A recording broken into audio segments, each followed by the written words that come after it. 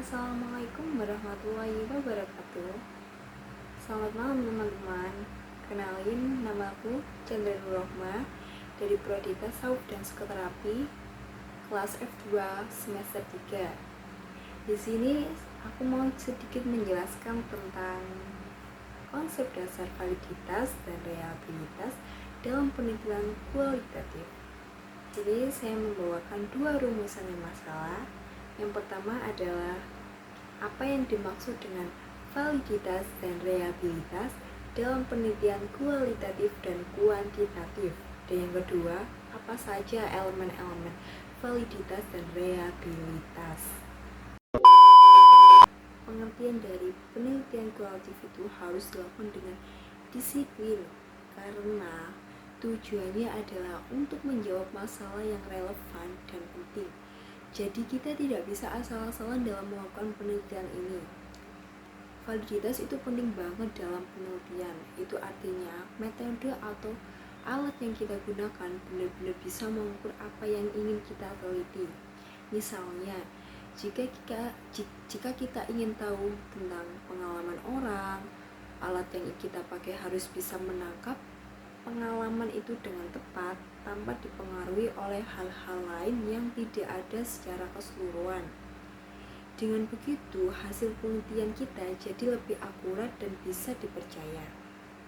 Nah, untuk reliabilitas sendiri itu dalam penelitian kualitatif fokusnya adalah pada konsistensi dan akurasi data yang kami kumpulkan serta bagaimana kami menginterpretasikan.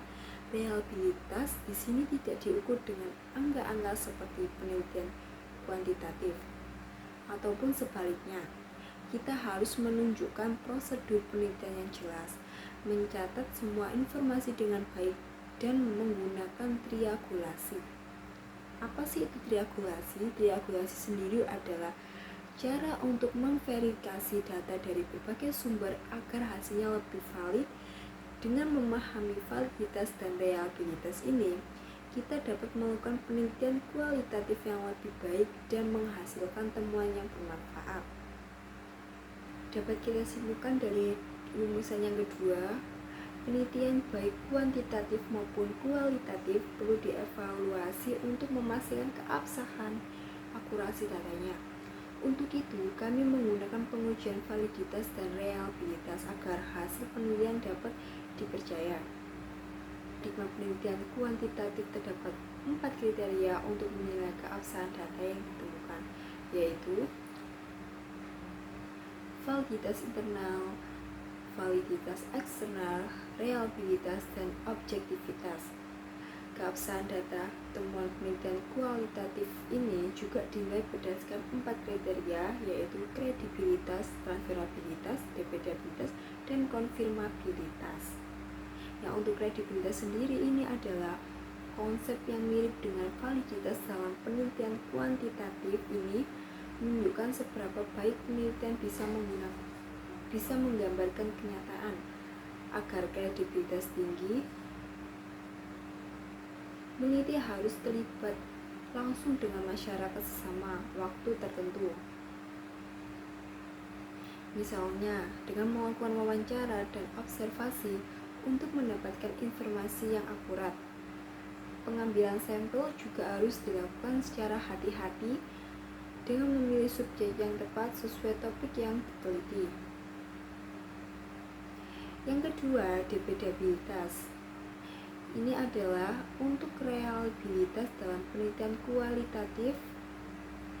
Ini menilai konsistensi hasil penelitian ketika dilakukan oleh peneliti yang berbeda atau pada waktu yang berbeda. Tetapi dengan metode yang sama, jika peneliti tidak menunjukkan jejak aktivitas lapangan mereka, maka hasil penelitian tersebut diragukan. Yang ketiga, transformabilitas adalah berkaitan dengan seberapa jauh temuan dari satu kelompok bisa diterapkan pada kelompok lain. Dalam penelitian kualitatif ini mirip dengan validitas eksternal.